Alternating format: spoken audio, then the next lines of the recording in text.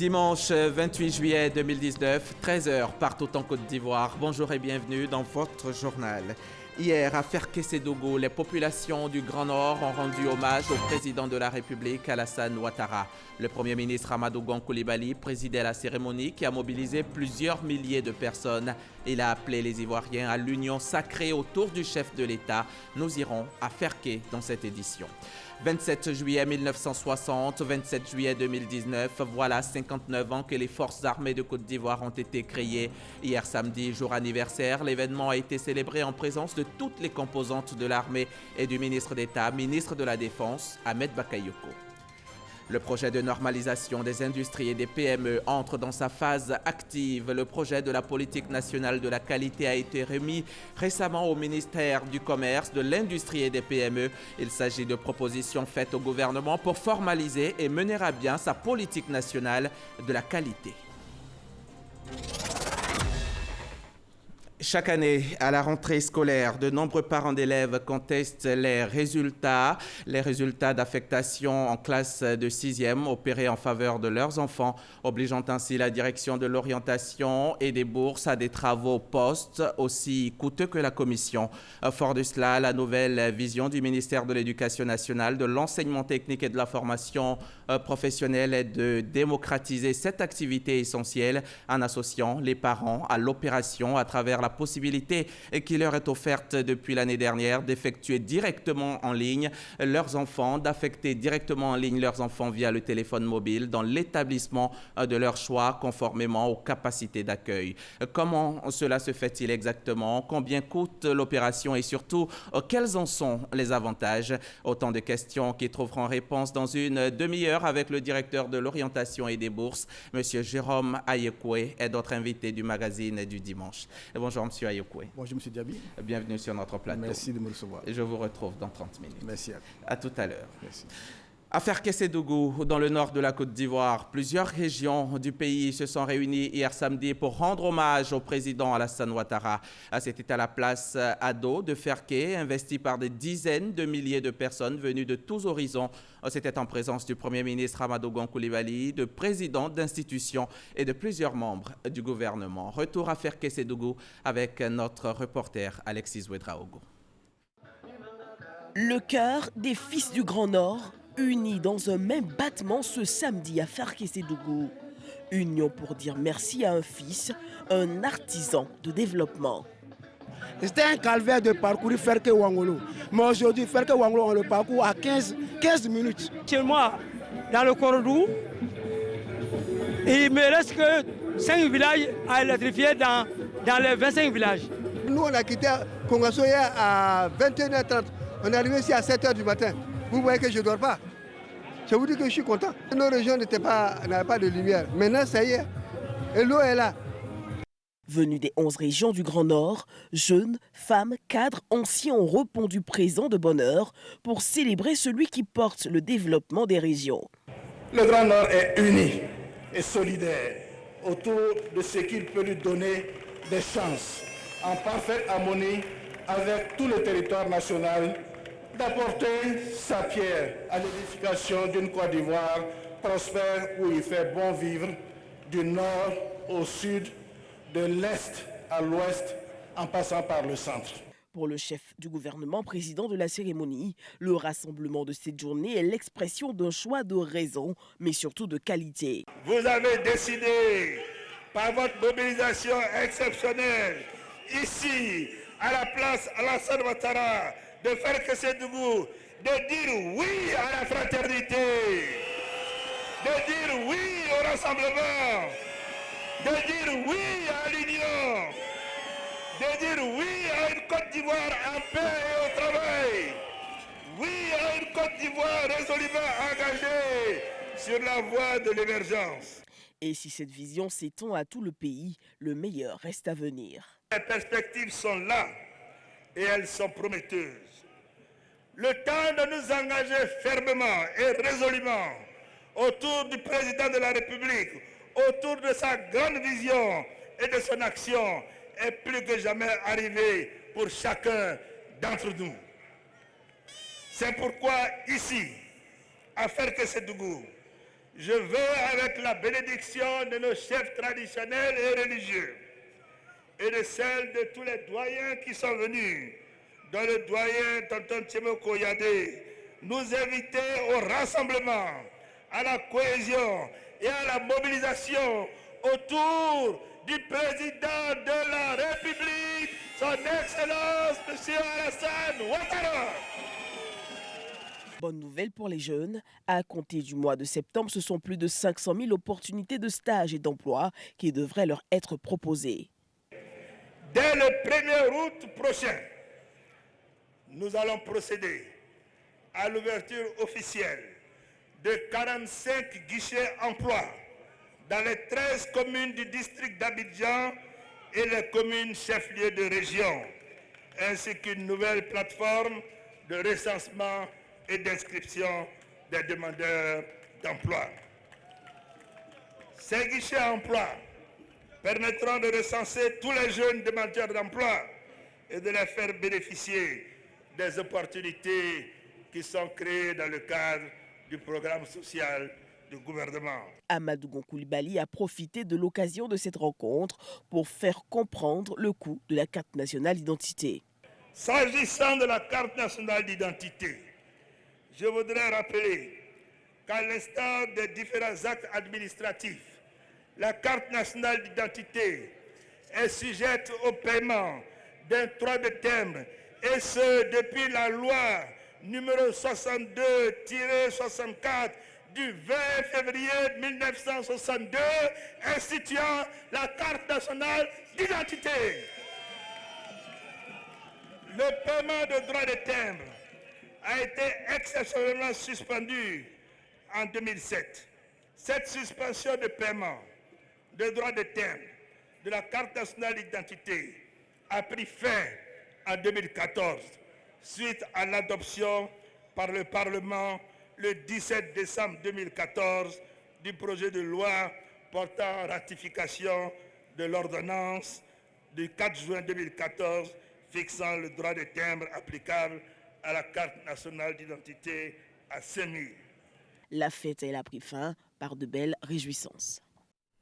Et le bilan de cette fête, cette cérémonie d'hommage au président de la République satisfait bien les organisateurs.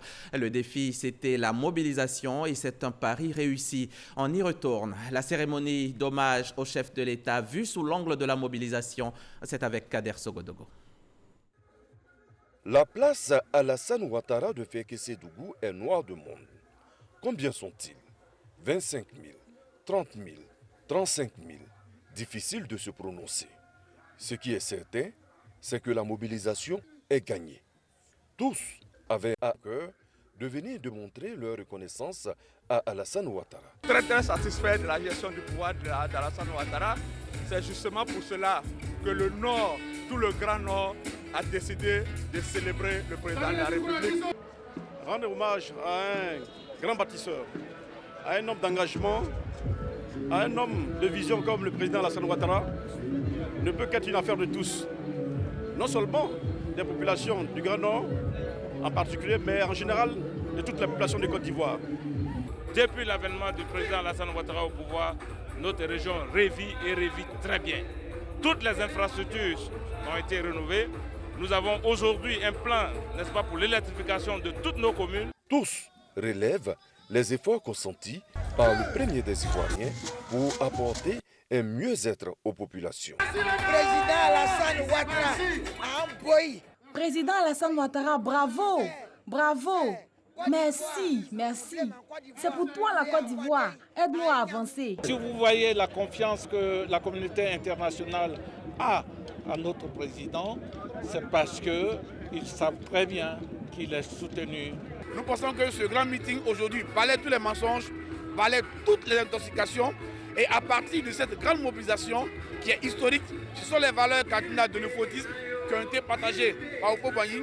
Et le Grand Nord donne le message à toute la Côte d'Ivoire qui doit se rassembler autour des valeurs de l'euphotisme, autour d'Alassane Ouattara pour une Côte d'Ivoire émergente pour 2020.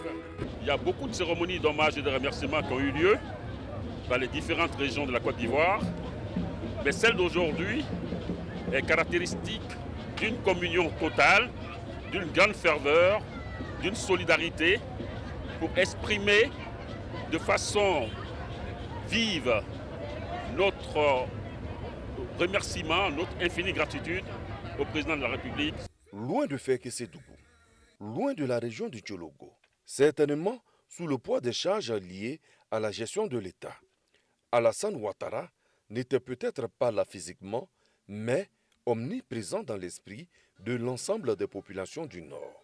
C'est à croire que, à Fekese-Dougou et dans le Tchologo, le chef de l'État et son parti, le RHDP, sont dans leur jardin. Voilà pour le chapitre hommage au chef de l'État. On prend à présent la direction de Ouagadougou où se sont ouverts hier samedi les travaux des experts en prélude à la 8e conférence au sommet du TAC, le traité d'amitié et de coopération Côte d'Ivoire-Burkina Faso. Sommet prévu les 30 et 31 juillet prochains dans la capitale burkinabé. Les précisions de Mahma Traoré, notre envoyé spécial sur place. La ville de Ouagadougou, aux couleurs de la 8e édition du traité d'amitié et de coopération TAC entre la Côte d'Ivoire et le Burkina Faso. Avant la conférence au sommet prévue se tenir les 30 et 31 juillet prochains, les experts des deux pays se réunissent ce week-end dans la capitale burkinabé. Cette concertation vise à évaluer l'état de mise en œuvre des décisions arrêtées lors du TAC 2018 tenu à Yamoussoukro, telle la construction de postes de contrôle juxtaposés aux frontières afin de faciliter la libre circulation des biens et des personnes.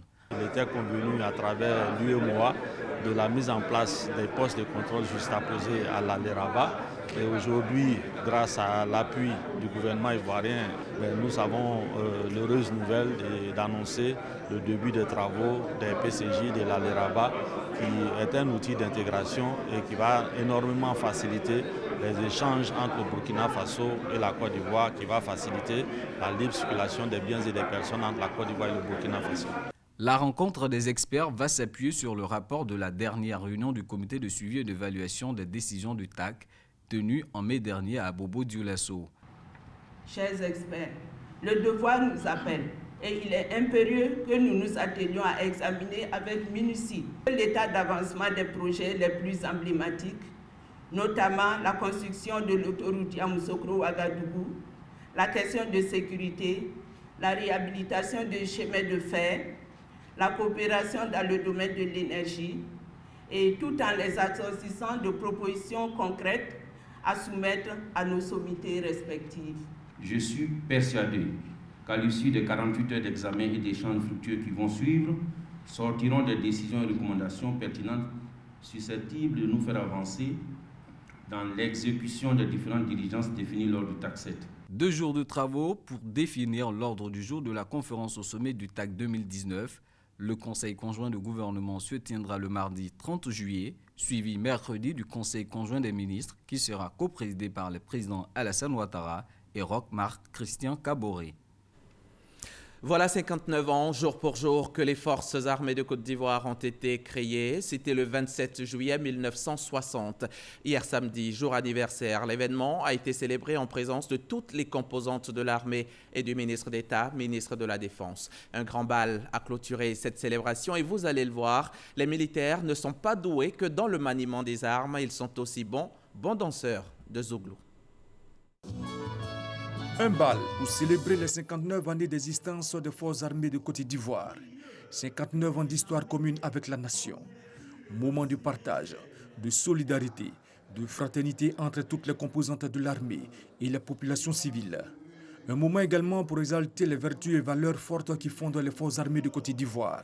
En présence du ministre d'État, ministre de la Défense Ahmed Bakayoko, militaires et civils ont exprimé au cours d'un dîner la cohésion et la fraternité d'armes. Une ambiance entretenue par des orchestres de renom. L'orchestre congolais le tout-puissant Mazambé et ses danseurs.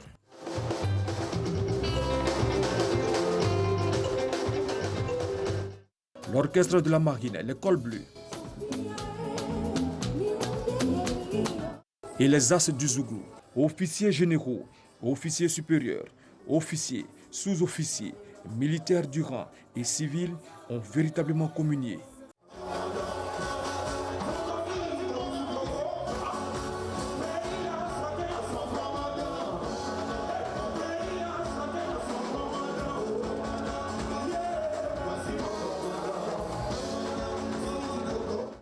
Des artistes chanteurs issus des rangs des armées étaient de la partie.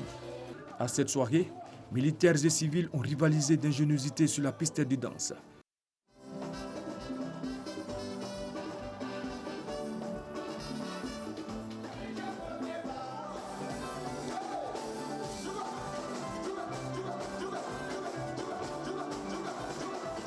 Je suis vraiment fier de l'implication, de la motivation de tout le personnel des forces armées. Les hommes se sont véritablement impliqués et nous espérons pouvoir continuer sur cette dynamique. Le ministre d'État, ministre de la Défense Ahmed Bakayoko, s'est félicité de l'esprit qui a prévalu tout au long de ce bal.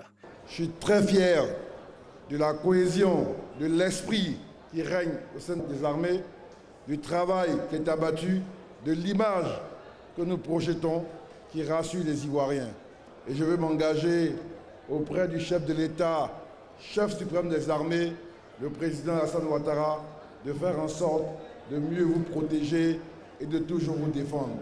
Puis après, Ahmed Bakayoko a communié avec l'ensemble des militaires, leurs familles et les populations civiles. Reportage signé Abou Sanogo. Autre lieu, autre célébration d'anniversaire. Le quotidien L'Expression a 10 ans. 10 ans d'existence célébrés autour du thème Programme social du gouvernement. Quel impact sur l'amélioration des conditions de vie des populations? Une occasion pour la direction du journal de faire une halte, un bilan de toutes ces années d'écriture. Christ, Ephraim Diomandé, Franck Quadio. 120 mois de travail intense et de réflexion autour de la cause républicaine, mais aussi axé sur la société. Le quotidien L'Expression célèbre aujourd'hui ses 10 ans. 10 ans de dur labeur, 10 ans d'engagement citoyen pour les libertés et la démocratie, 10 ans aux côtés des populations, 10 ans de tous les combats démocratiques. Des lauriers comme le Super Ebony de Jean Roch-Kwame, obtenu après 6 mois d'existence du journal L'Expression. Mesdames et messieurs, c'est beaucoup pour une jeune entreprise sans grands moyens qu'il faut pérenniser. Marque de reconnaissance, le quotidien L'Expression honore ses pionniers, ceux qui ont donné orientation et fondement au journal. La représentante du directeur général du Fonds d'entretien routier, parrain de la cérémonie, a pour sa part exhorté le journal à promouvoir davantage les actions du gouvernement avec professionnalisme dans le respect des règles du métier. Le ministre de la Promotion de la Jeunesse et de l'Emploi des Jeunes a quant à lui axé sa réflexion sur le thème du jour porté sur le programme social du gouvernement, son impact sur l'amélioration des conditions de vie des populations. Un bilan a été fait des 6 premiers mois de la mise en œuvre du programme social du gouvernement. Je voudrais ici donner quelques chiffres. Nous avons 75 656 foyers qui ont été raccordés dans le cadre du programme d'électricité pour tous. Nous avons 19 251 branchements sociaux et le raccordement de 5 localités au réseau public d'eau potable. Nous avons aussi près de 157 880 enfants qui ont pu bénéficier de la campagne de vaccination. Et nous avons 32 991 étudiants qui ont bénéficié donc de bourses et de secours financiers. Le Premier ministre a mis en place un mécanisme de suivi qui permet mois après mois d'évaluer la mise en œuvre effective donc de ce programme social et de recueillir les informations sur leur impact réel sur les populations. Le quotidien L'Expression pour les années à venir entend relever de grands défis afin d'être incontournable au niveau de la presse en Côte d'Ivoire. Le projet de normalisation des industries et des PME est entré dans sa phase active. Cette semaine, au terme d'un atelier, le projet de la politique nationale de la qualité a été remis au ministère du Commerce, de l'Industrie et des PME. C'est un ensemble de propositions faites au gouvernement pour formaliser et mener à bien sa politique nationale de la qualité. Jean-Jacques Kouaméala. Le projet de politique nationale de la qualité remis officiellement au ministère du Commerce, de l'Industrie et de la Promotion des PME. Ce sont plus de 200 pages contenant les propositions faites par les acteurs à l'État de Côte d'Ivoire pour améliorer l'infrastructure de la qualité. Ce document de politique va permettre de rendre nos entreprises compétitives, fabriquer des produits qui répondent aux normes, que ce soit normes nationales ou normes internationales. Permettre à nos entreprises d'être bien organisées et pour pouvoir être compétitif sur le marché au niveau régional et au niveau international. Ce document aussi va permettre à nos laboratoires, à nos organismes d'expression d'être efficaces. Normalisation, métrologie, évaluation de la conformité, accréditation. Dans ce projet de politique nationale de qualité, les acteurs ont tout mis en œuvre pour rendre la politique nationale conforme aux ambitions de développement industriel du gouvernement. Les ambitions de la Côte d'Ivoire sont claires, c'est de parvenir à l'émergence. Donc, le gouvernement, à travers le ministère du commerce, de l'industrie et de la promotion PME, en a fait une priorité. Faire en sorte que notre infrastructure qualité soit très performante, mais le tout doit être encadré par une politique avec des objectifs, un objectif très clair, des stratégies et des actions. Ce projet de politique nationale de la qualité, élaboré avec l'appui de la Banque africaine de développement, sera soumis dans les prochains jours au Conseil des ministres pour validation.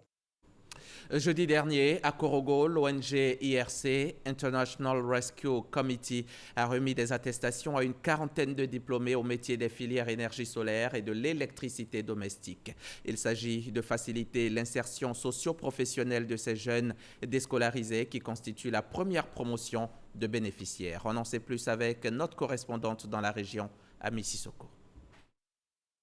L'entrée qui est là des DPN, ici nous avons des protections et à partir de là, la lampe là s'allume. Il y a 9 mois, Namogo ignorait tout du fonctionnement des circuits électriques. Aujourd'hui, il est capable de faire une installation électrique partout, en électricité domestique ou en énergie solaire. Cette performance acquise est la consécration d'une formation dans le cadre du projet de renforcement des opportunités pour les jeunes dénommé ProJeunes. Une action de l'ONG International Rescue Committee, IRC, en faveur de jeunes déscolarisés.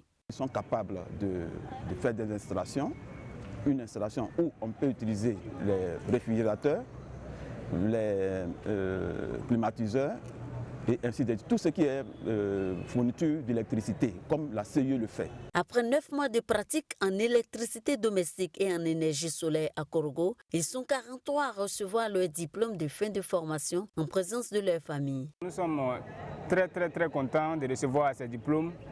Vraiment, ça va beaucoup nous aider, surtout dans notre vie professionnelle. Voilà, à partir de ces diplômes, je pense qu'on peut se présenter dans des entreprises. Nous-mêmes pouvons créer aussi nos propres entreprises. Débuté en 2007, le projet ProJeunes offre, entre autres, des formations en entrepreneuriat, en électricité domestique, en énergie solaire et dans les domaines liés aux technologies de l'information et de la communication. Pour l'ONG IRC, ce projet vise à former et accompagner les jeunes vers l'auto-emploi ou l'emploi salarié. ProJeunes est né d'un besoin que nous avons constaté au niveau du pays. Il y a le fort taux de déscolarisés et le problème de l'insertion socio-professionnelle. Nous venons de former ce groupe de jeunes et on va les appuyer à leur insertion. Mais nous allons faire un suivi de ces jeunes, on ne va pas les lâcher comme ça. C'est notre contribution pour réduire le taux de chômage. À travers ProJeunes, IRC envisage de former 10 000 jeunes déscolarisés à terme, dont 60% de filles issues du district d'Abidjan, de Grand Bassam, du Poro et du Tchologo pour lutter contre le chômage. La lutte s'accentue contre la malnutrition. Pour le seul district autonome de Yamoussoukro, l'on a enregistré 466 cas de malnutrition sévère chez des enfants de moins d'1 an. La conséquence de ne pas pratiquer l'allaitement maternel exclusif jusqu'à 6 mois. L'heure est à la sensibilisation et c'est ce à quoi ont eu droit les populations d'Atiéguakro. Le témoignage de Soro Corona, RTI Boaké. Comment passer de l'état de malnutrition chronique de 32,2% à l'état de malnutrition faible de 30% chez les enfants de 0 à 5 ans dans le district autonome de Yamoussoukro. Ce district a enregistré en 2018 466 cas de malnutrition sévère chez les enfants de moins d'1 an. Pour réduire ce taux, SOS Village d'enfants Côte d'Ivoire est en campagne pour la promotion des bonnes pratiques nutritionnelles et l'allaitement maternel exclusif chez les enfants de moins de 6 mois. C'est la commune d'Atiéguakro qui a abrité la cérémonie du lancement officiel de la campagne. Protéger un enfant commence d'abord à lui donner le droit à la vie, le droit aussi de pouvoir avoir une bonne alimentation.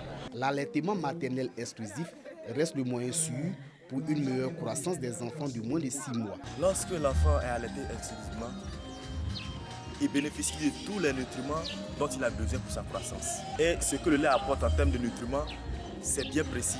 Ce n'est pas en surcharge. Cette campagne est soutenue par le district autonome de Yamoussoukro et de nombreuses associations féminines. On ne peut pas bien éduquer un enfant qui sera un futur citoyen si on n'implique pas la femme. Je demande pardon à nos grands-mères vraiment de stopper un peu le gavage de l'eau à nos petits-enfants. Selon l'Organisation mondiale de la santé, le taux de l'allaitement maternel en Côte d'Ivoire était de 23% en 2017. L'allaitement maternel permet à l'enfant d'éviter l'obésité, l'asthme et plusieurs autres maladies. Du côté de la mère, elle sera moins malade et évitera le cancer des seins. Le Rotary vient d'offrir une quarantaine de latrines publiques à la ville d'Abidjan. C'est le premier lot sur un total de 60. Coût total du projet, 95 millions de francs CFA. Les latrines sont le mode d'assainissement de base le plus utilisé dans le monde. Le but d'une latrine est à la fois d'assurer la santé de ses usagers en évacuant les excréments et de protéger l'environnement. Reportage Christiane Kobi dans un récit de Delazerdois. Plusieurs latrines inaugurées par les membres du Rotary Club de Côte d'Ivoire dans la commune d'Abidjan. L'école primaire publique Port-Boué 1 et 2 ont reçu des mains du sénateur Marie-Irène Richmond Awa les clés de leur nouvelle latrine. Après Port-Boué, cap est mis sur le groupe scolaire Gabriel Dadier de Koumassi, la gare de taxi de Cocody-la-Vie, le marché de Benjaville et le garage de la Casse d'Abobo. Ces différents sites ont également bénéficié des nouvelles latrines. Les Rotariens de Côte d'Ivoire sont fiers et honorés de remettre ce matin 40 latrines publiques. Cela a été rendu possible grâce à notre plaidoyer auprès de la Fondation Rotary, des clubs canadiens du district 50-20, notamment avec notre ami Peter, des districts américains également, australiens, nous ont soutenus, de même que le district 9101 du Rotary International qui regroupe 10 pays de notre sous-région. Les bénéficiaires ont exprimé leur reconnaissance aux donateurs et promettent d'en faire bon usage.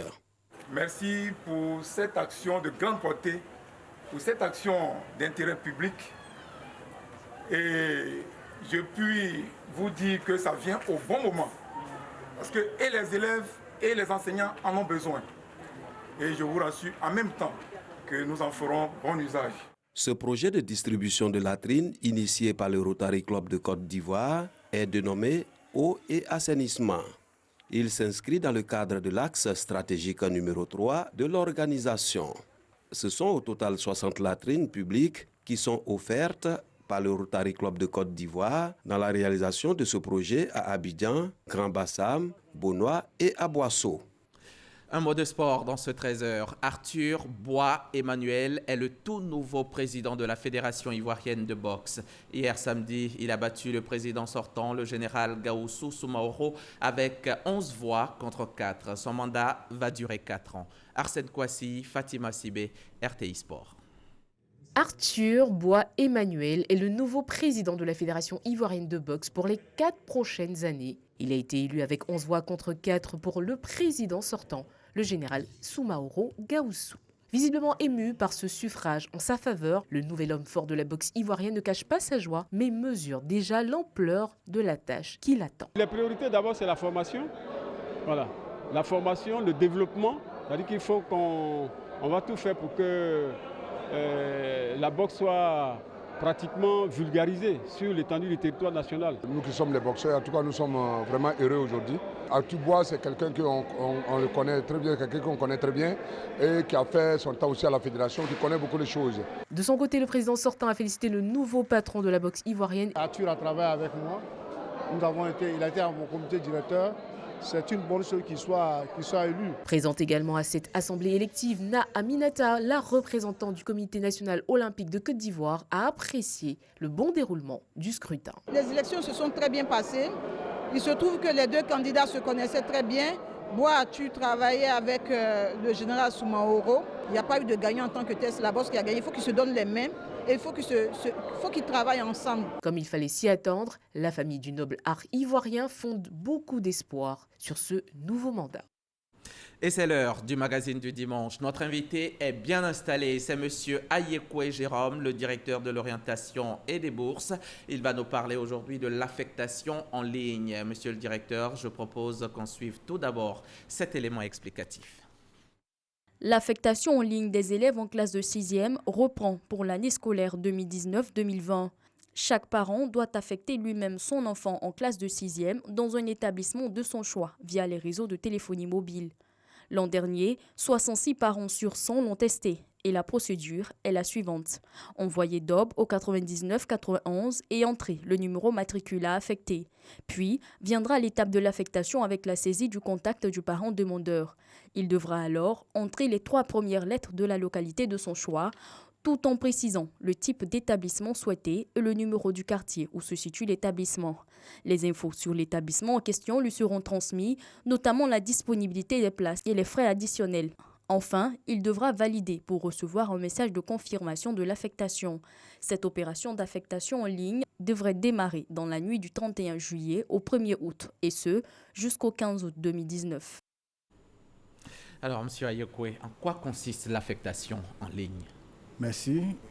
Permettez-moi de m'acquitter d'un devoir, celui d'exprimer toute ma gratitude au directeur général de la RTI, et ce, au nom de Madame le ministre de l'Éducation nationale, de l'enseignement technique de la formation professionnelle, pour l'opportunité qui m'est donnée de parler de l'affectation en ligne ce midi.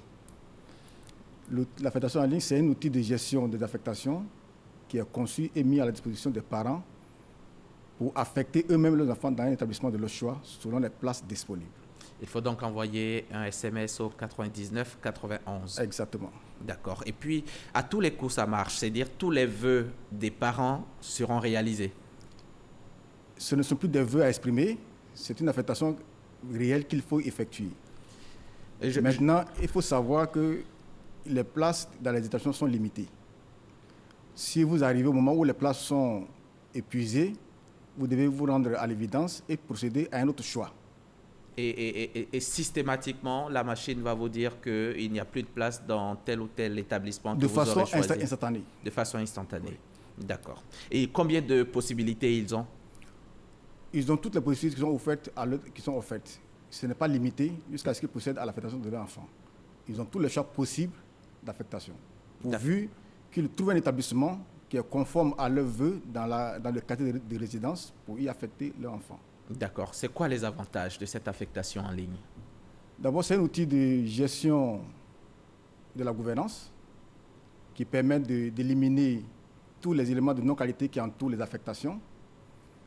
C'est aussi un outil qui va aider à l'amélioration de la qualité des prestations fournies par les services d'éducation, notamment les établissements privés, parce que l'affectation en ligne va être un outil d'évaluation tout de suite.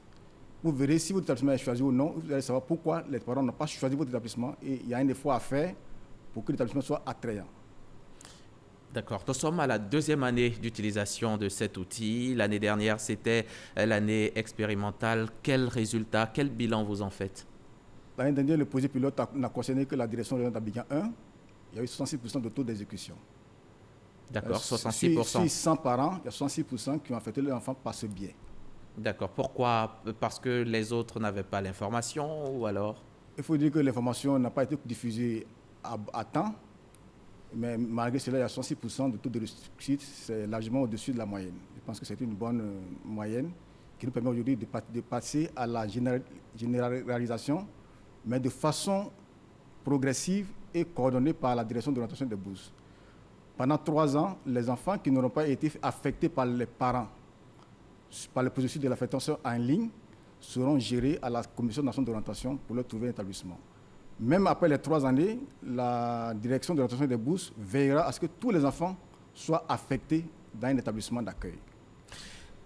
L'année dernière, c'était l'année expérimentale. Cette année, on continue à expérimenter le processus. Vous avez 3 ans et après les 3 ans, l'utilisation de cet outil devient obligatoire pour tous les parents. J'ai bien compris. Ce sera l'outil par excellence de l'affectation en ligne. Il ne sera pas obligatoire, mais il est conseillé aux parents de procéder à l'affectation de l'enfant par ce biais. Parce qu'après les 3 ans, la commission ne va plus se donner le droit d'affecter un enfant.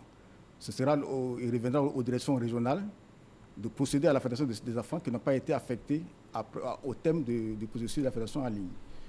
Mais je reviens pour dire aux parents que c'est un outil qui est conçu, qui est mis à leur disposition. Il faudrait qu'ils l'utilisent pour procéder à l'affectation de leurs enfants, parce que c'est une responsabilité que de choisir un établissement qui va accueillir son enfant. Cette responsabilité ne doit pas être laissée à la portée de quelqu'un d'autre que du père lui-même ou de la famille elle-même. C'est ce que je voulais dire. D'accord. Vous avez pensé à un mécanisme pour les populations qui n'ont pas accès à ces outils-là, aux téléphones portables, populations rurales par exemple? Justement, c'est en passant à cette frange de population qu'on n'a pas privilégié l'Internet. Aujourd'hui, dans une famille, il y a au moins un élément de la famille qui a un téléphone portable. J'en veux pour preuve l'inscription en ligne. Aujourd'hui, aucun enfant n'est laissé pour compte. Tous les enfants sont inscrits en ligne. Donc, on a déjà intégré la dimension des familles qui seraient en difficulté par rapport à l'affectation en ligne. Et si malgré tout, il y a des parents qui n'arrivent pas à inscrire leur enfant, c'est la direction régionale qui le fera? Oui. Ils n'ont qu'à se rendre à la direction... Dans tous les cas, nous allons mettre un système de veille, de sorte à identifier tous les élèves qui n'ont pas pu être affectés et les diriger vers les directions régionales pour que ceux-là puissent être affectés par le biais de la direction régionale. Et tous les opérateurs mobiles présents en Côte d'Ivoire sont concernés par l'opération? Effectivement, la première année, c'était un seul opérateur, mais pour la deuxième année, tous les opérateurs mobiles sont concernés. Et quel que soit le réseau dont quel vous que disposez... soit le réseau, c'est le 99-91. Exactement, d'accord. Et puis, le coût de l'opération? Parlant du coût, j'ai lu tout à l'heure quelque part que l'État de Côte d'Ivoire réclame 200 francs pour faire l'affectation en ligne. Ce n'est pas honnête de le dire. Il n'y a pas de facturation payée pour le compte de l'État. Il s'agit de faire face à la prestation de services fournis par l'opérateur mobile. Donc le coût des SMS? 200 francs, le coût des SMS. Et comme il y a une dizaine de SMS... C'est un ensemble de 8 à 9 à 10 SMS à effectuer qui ne coûte que 200 francs. En raison de 20 francs par SMS? En réalité. En réalité. Au lieu de... On se rappelle par exemple que les frais de réclamation à l'époque coûtaient 2000 francs, monsieur le directeur? Ce ne sont pas les frais de réclamation, mais c'est le droit de recherche qui était payé par chaque parent pour effectuer la réclamation. C'était 2000 francs. Oui. Donc il y a une économie d'échelle à réaliser à ce niveau-là. Bien sûr. 200 francs contre 2000 francs. Contre 2000 francs, sans compter également le transport que l'on mettait, que l'on déboursait. Et toute l'énergie l'énergie, le temps, et puis l'enfant ne va pas au cours à bonne date très souvent. Oui, c'est justement pour tous ces éléments-là que nous avons mis en place ce système d'affectation en ligne pour que la rentrée se déroule à bonne date et que tous les enfants soient concernés par la date fixée par le ministère en ce qui concerne la rentrée scolaire. Et quelle est la date indiquée au cours de laquelle les parents pourront effectuer cette opération? Pour cette année, comme on l'a dit, l'élément de soutien, c'est dans la nuit du 31 juillet au 1er août à partir de minuit. À partir de minuit. Et ce jusqu'au 15 août. À 0 heure. À 0 heure. 0 heure pour le démarrage, oui. Et minuit pour le 31. Pour la fin. Voilà. D'accord. Le 1er août à 0 heure jusqu'au 15 août à minuit. Donc. Et puis la rentrée se fera début septembre. Et pourquoi 15 août? Pourquoi pas jusqu'à la rentrée? Non, parce que nous sommes tenus par les délais de la commission d'orientation qui va se charger d'affecter les enfants qui n'ont pas été affectés en ligne. La commission commence le 8 août. Nous laissons jusqu'au 15 août par an pour effectuer l'affectation de leurs enfants et après nous prenons la main. Et la commission d'orientation, il faut le rappeler, qui va siéger à Yamoussoukro et qui va affecter ces enfants-là. Et qu'en sera-t-il des enfants non affectés? Comme je l'ai dit, aucun enfant ne sera laissé pour compte. L'État de Côte d'Ivoire a pour obligation de faire en sorte que chaque enfant trouve un point de chute. Donc la direction... Et dans le temps. Et dans le temps. Tous les enfants à la fin du 15 août qui n'auraient pas été affectés en ligne seront affectés par la commission.